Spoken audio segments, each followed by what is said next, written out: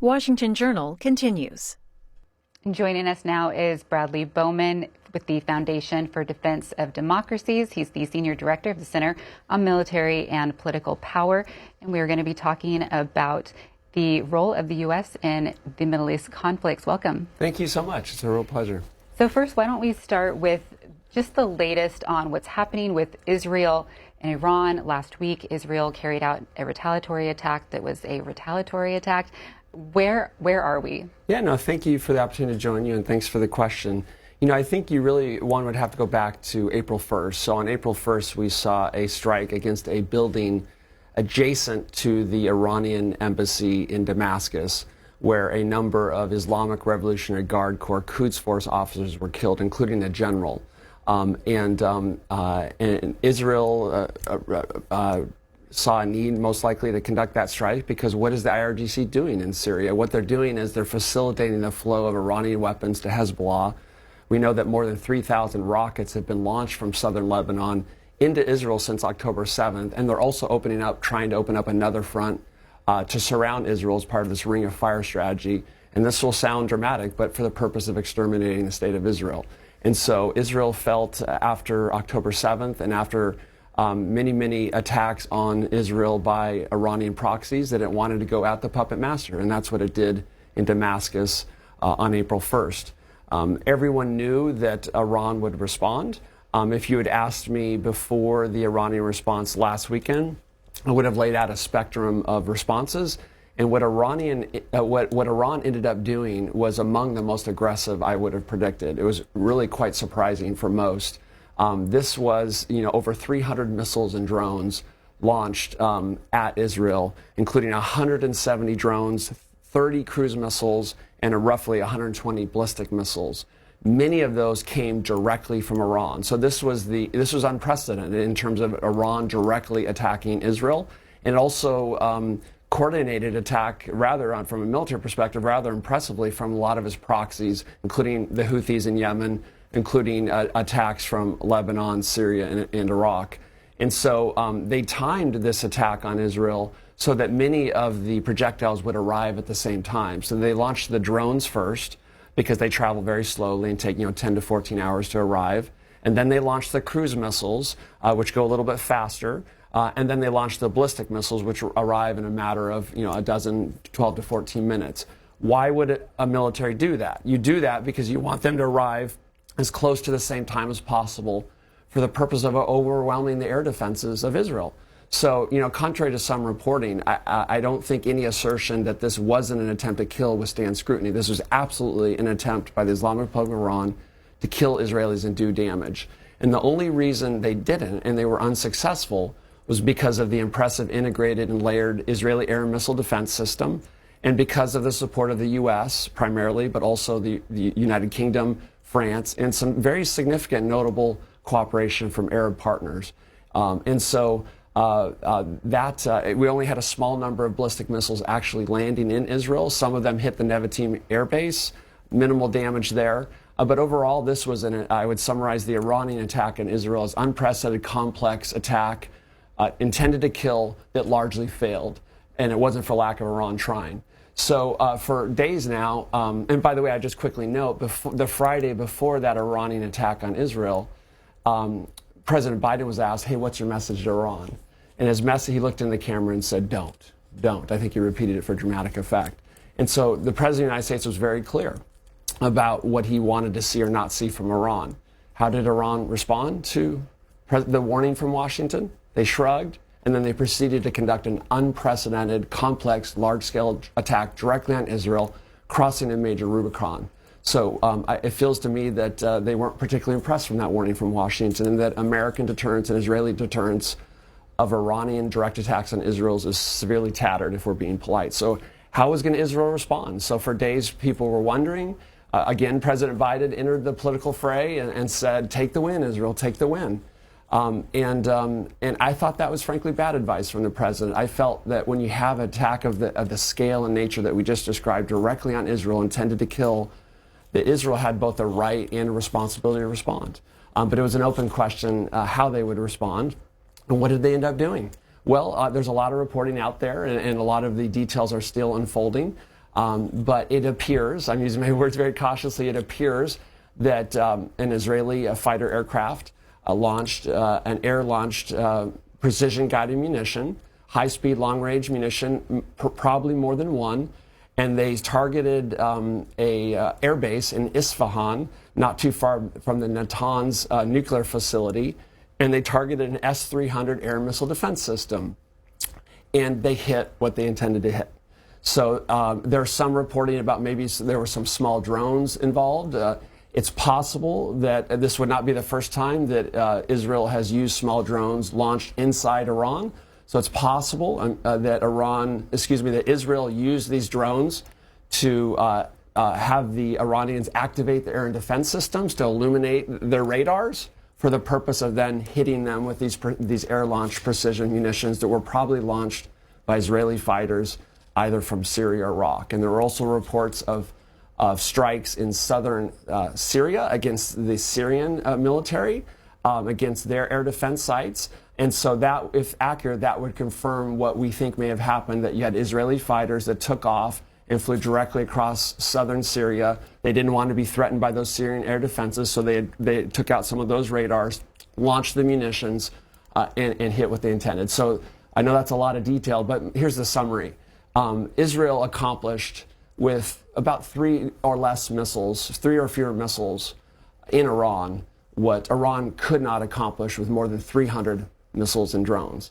And so I think that this was I would say, a very restrained response by Israel against this direct attack by Iran, but a restrained attack with a very poignant message. And the message is this, and I'll end with this.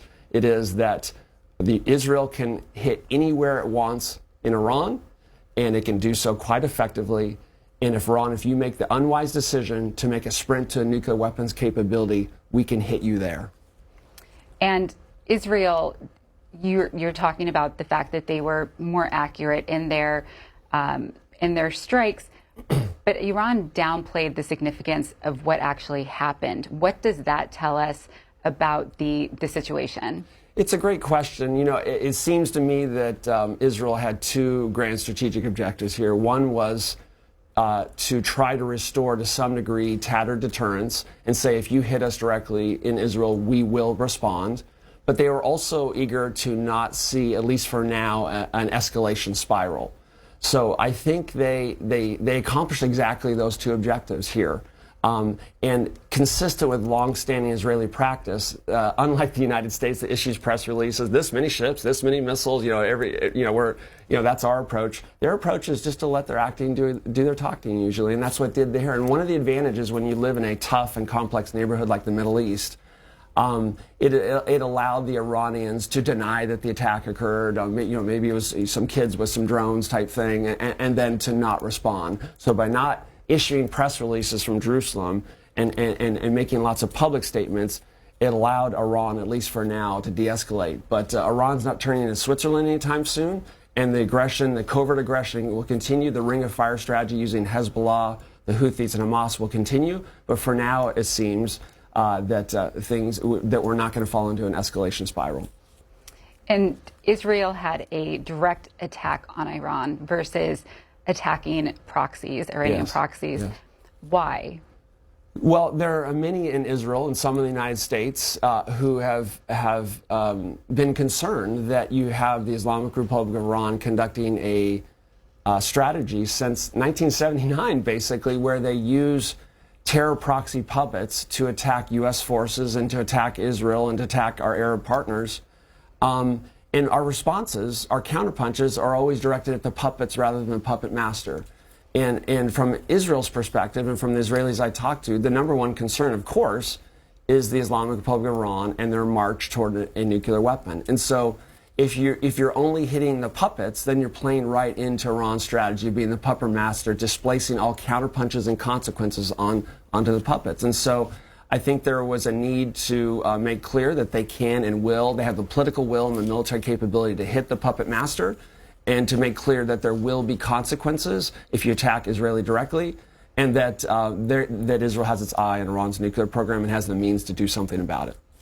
We are talking with Brad Bowman with the Foundation for Defense of Democracies about the U.S. role in Middle Eastern conflicts. If you have a question or comment for him, you can join the discussion now by calling in.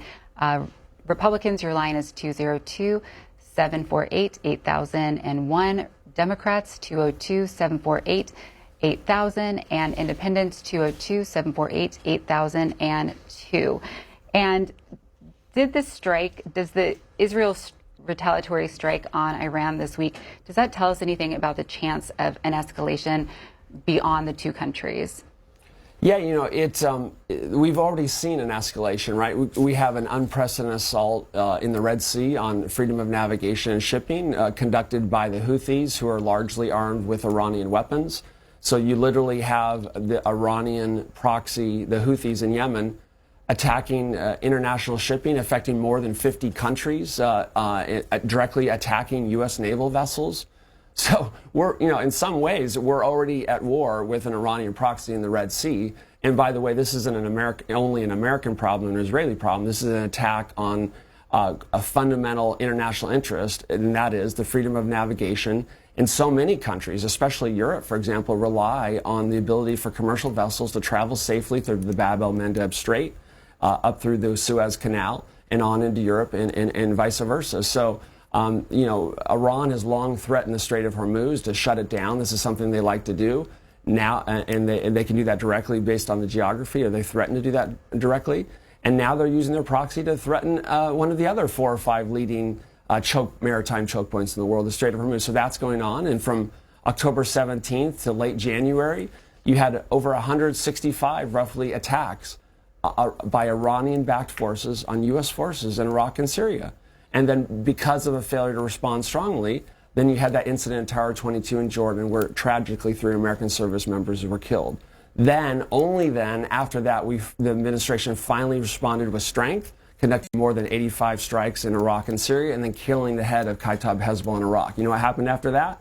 Not a single attack on U.S. forces in Iraq and Syria. Once again, underscoring what anyone who's been looking at the Iranians since 1979 understand.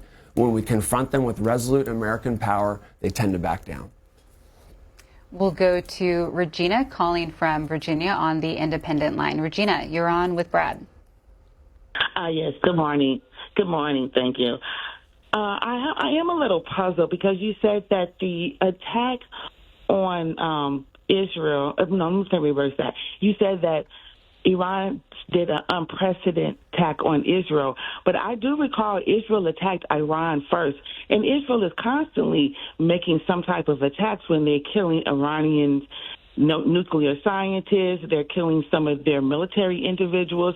So when you state that it was unprecedented, I'm confused. Can you please state your reasons for that, and please be truthful and factual when you make that statement, because that's the propaganda that we have been hearing from many of the individuals in the U.S. in the government. So please be factual when you answer my question. Thank you.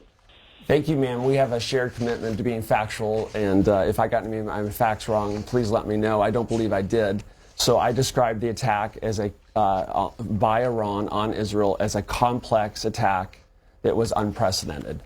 What is unprecedented about the attack? This is the first time that I'm aware of where Iran has conducted a direct attack itself from Iranian soil into Israel. Ma'am, that's a fact. Look it up. Okay? You're saying, well, Israel has attacked Iran covertly before. That's absolutely right.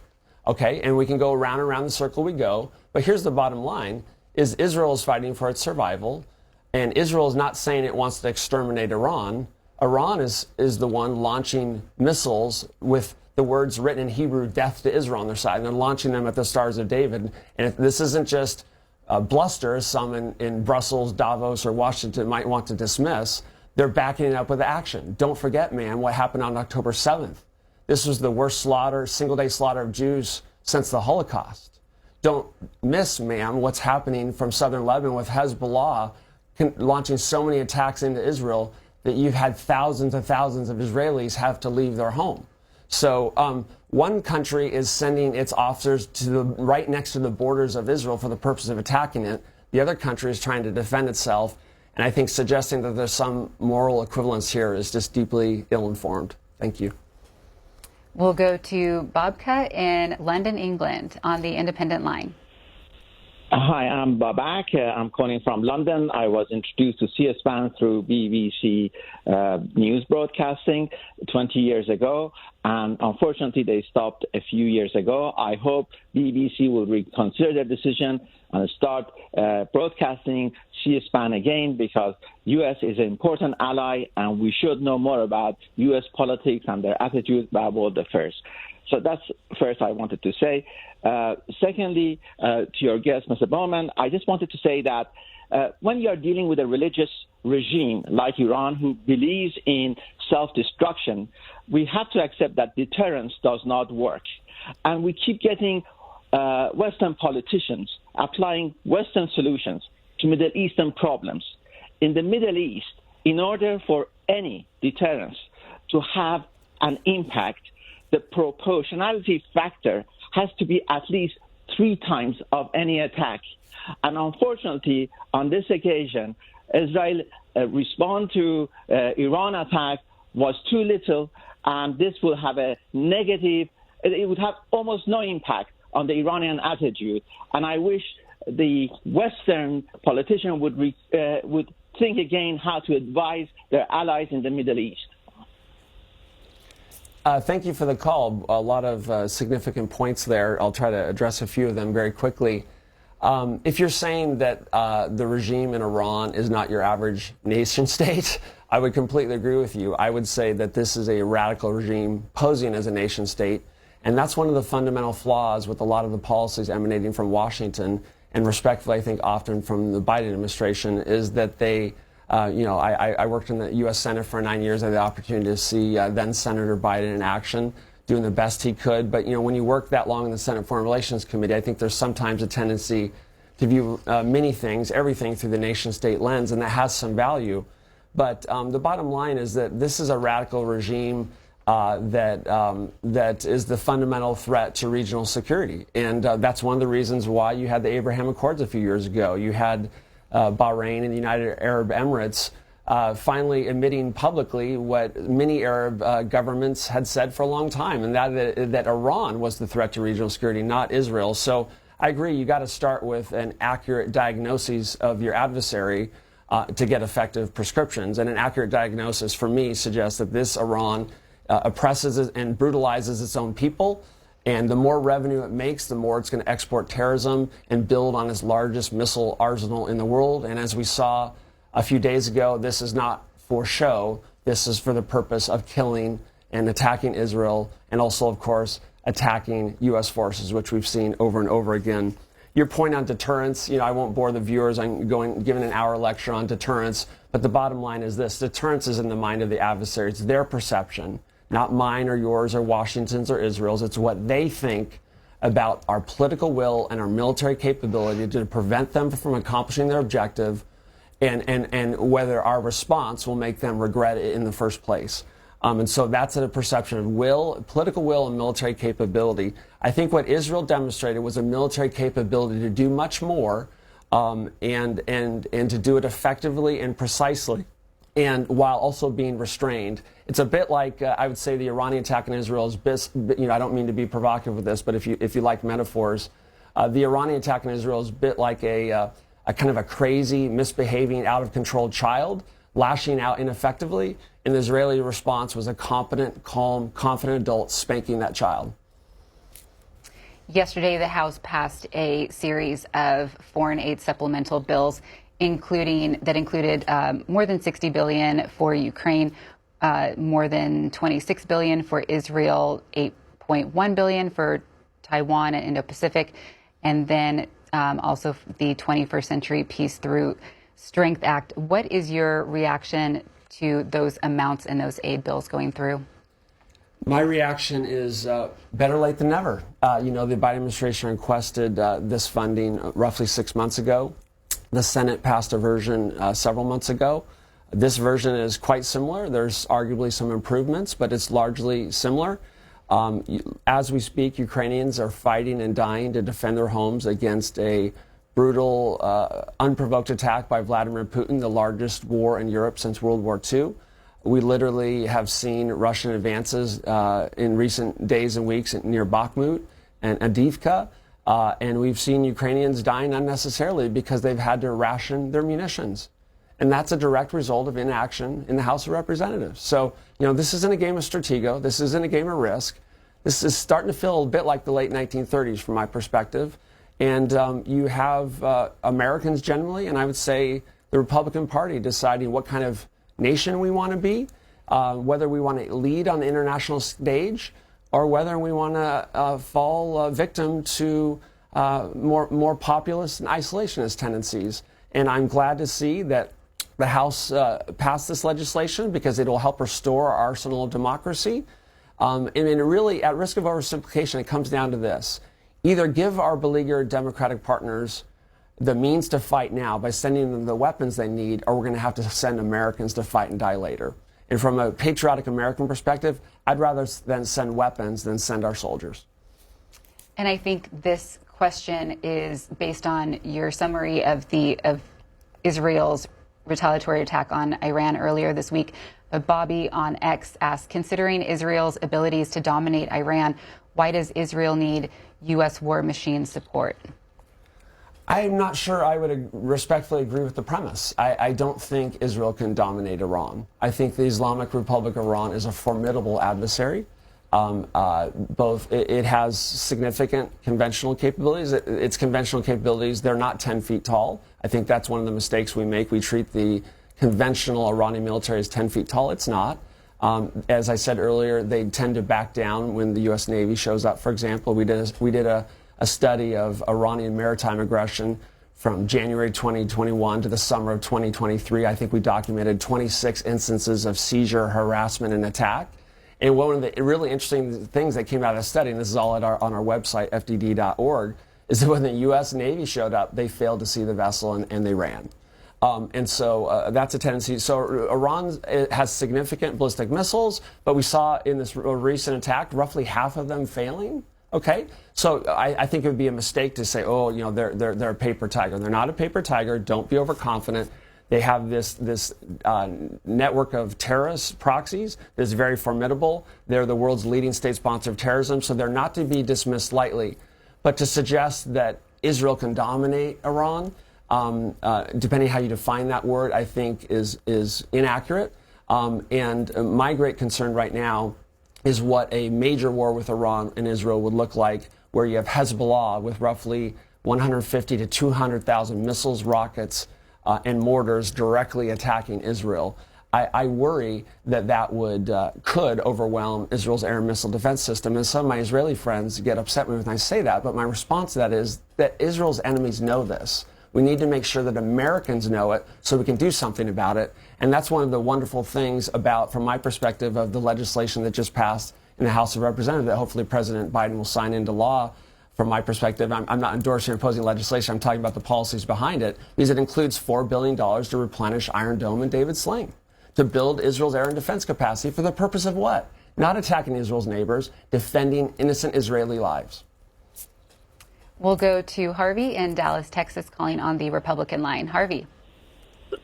Good morning, and I'd like to thank our speaker, Bradley Bowman, for clarifying the issues. A comment I'd like to make is I think our problem is we don't understand the culture in the Middle East. We're talking about countries that are tribal in nature, and everyone says Iran, but there are multiple tribes there. In fact, the first Iranians spoke in front of the Knesset saying, we are with the United States. They don't like the regime. All they want is leadership to overtake it. So my question to Mr. Bowman is twofold. One, I'd like him to clarify that the United States does not give Israel money, that there are strings attached where 80% of these investments in Israel must be returned to develop businesses here in the United States. And the second question is, we talk about the role of, within our country, the organization CARE, which is an offshoot of Hamas, and its role on college campuses and fomenting all the arguments we see in the United States. Thank you, and appreciate your taking my call. Thank you so much for the call and your two important points there. Yes, traditionally the U.S. provides Israel annually about $3.8 billion in foreign military financing, according to a 10-year memorandum of understanding. Most of that money is spent in the United States. So it's Israel using that money in the United States, employing Americans, building our defense industrial base so that it's stronger to arm our own forces for the conflicts we may face. But there has a carve out where they can spend a portion of that money in Israel. But in the 10-year MOU, that's going away each year. But even, honestly, I mean, that's nuance. Even if none of it was spent in the United States, I still think it's a wise investment and a bargain for the United States. This isn't charity. And I would say the same thing about helping Ukraine and Taiwan, as well as helping Israel. This isn't some handout to an ungrateful recipient.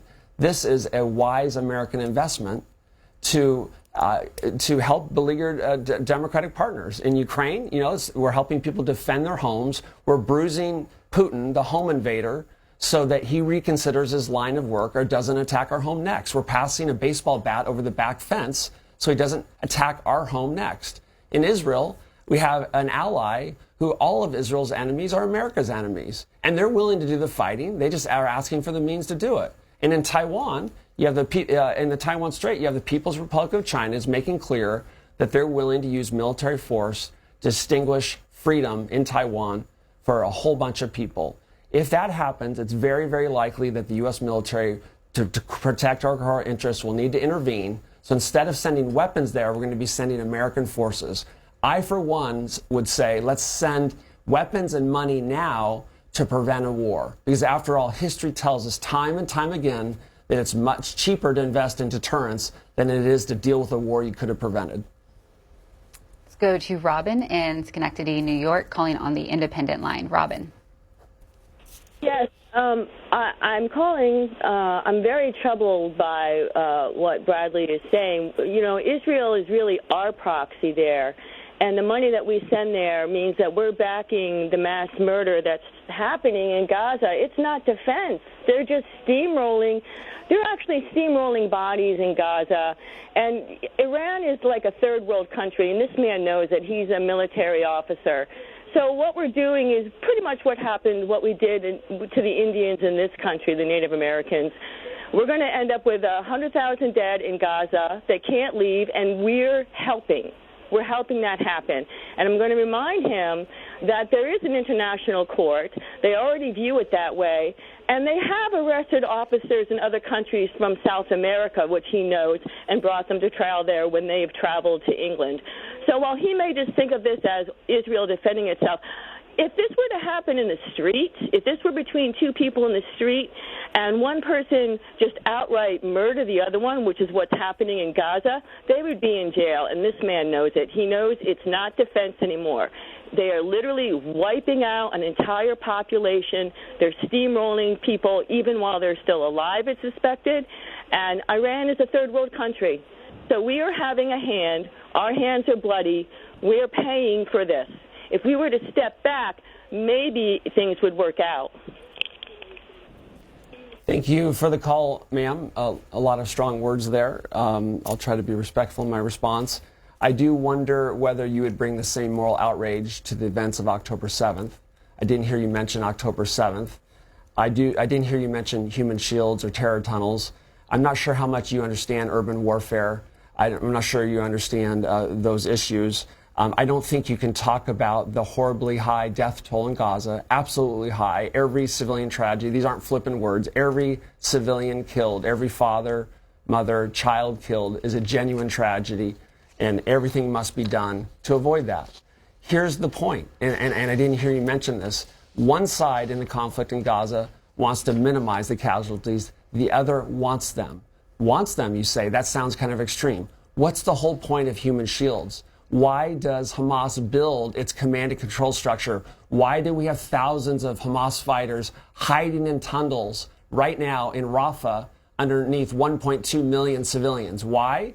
Because they're using those human shields. These 24-year-old men with AK-47s are hiding underneath women and children like cowards, hoping that either the Israelis won't attack them because they want to survive to conduct another October 7th, And if the Israelis do attack, that as many civilians will die as possible, so that there's more concern in Washington, and then Washington cuts off the supply of weapons to Israel for the purpose of defending itself, ma'am. So is the death toll in Gaza horrible? Absolutely. You want a ceasefire? I'd like a temporary ceasefire too. You know what? There was a ceasefire on October 6th, and Hamas chose to break it.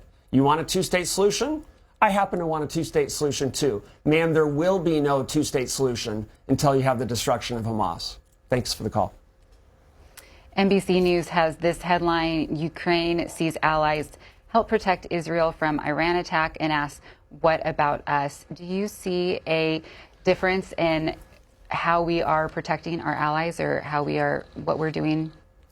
Yeah, no, I think one would have to, thanks for the question. I think one would have to look at each of these situations for their own part. You know, I'm empathetic to Zelensky's comments. I'm empathetic to Ukraine's needs.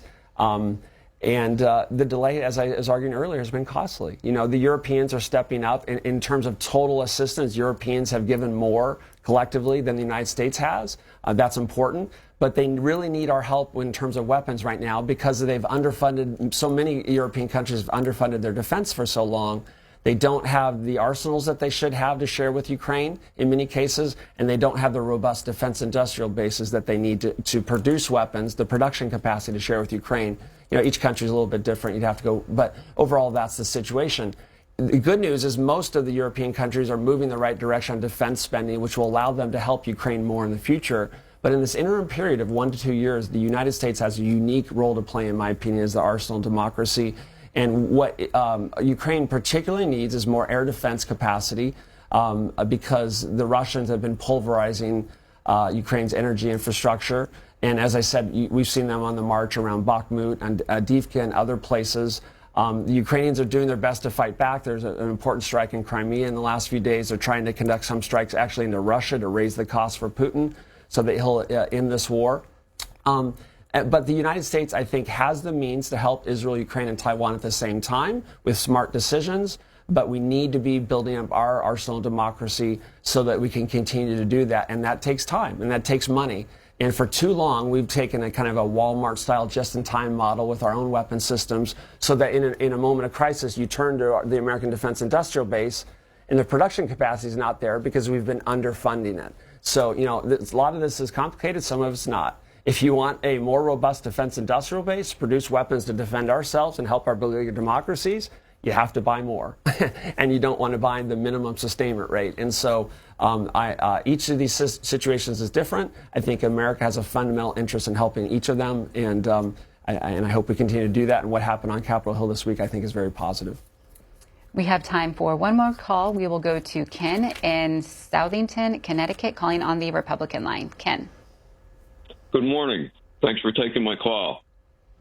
I'm calling in this morning is I'm glad the gentleman mentioned the care people, what they're doing in our country, and why are they here, and why are we allowing these terrorists in our country to have this organization? I've heard about this for about 3 or 4 years now, and I really haven't heard any more about it at all. So I think they need to be eliminated, get them out of our country. Also, why are we allowing these Hamas supporters when if it was ISIS supporters, we'd be arresting them in a second?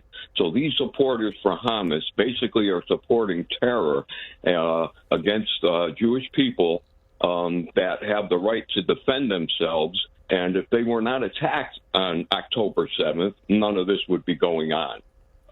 So I think we need to address those issues there and get the facts out so people understand and stop this protesting in our streets. It's disgusting. It makes me sick to my stomach to see these people in our streets protesting for terrorists. We have their children going to college and are going to school here in our country, and they just, they're the ones that are out there. This has to be stopped. My last thing is what we need to do to build our military, I think we need to give more benefits to underprivileged families, especially families' moms that are raising children on their own. And a lot of these kids are working to help support their mom and have a place to live today because the prices are so expensive. People can't afford apartments, housing. It's just ridiculous, the prices. So those things, if you can just address those for a few seconds, that would be great. And thank you so much for representing America and helping our country. God bless. Thank you, sir, for the call. Two issues there. On the first one, I'll admit that I've been troubled by some of the things we've seen in our own country here in terms of some of the violence on our campuses and elsewhere.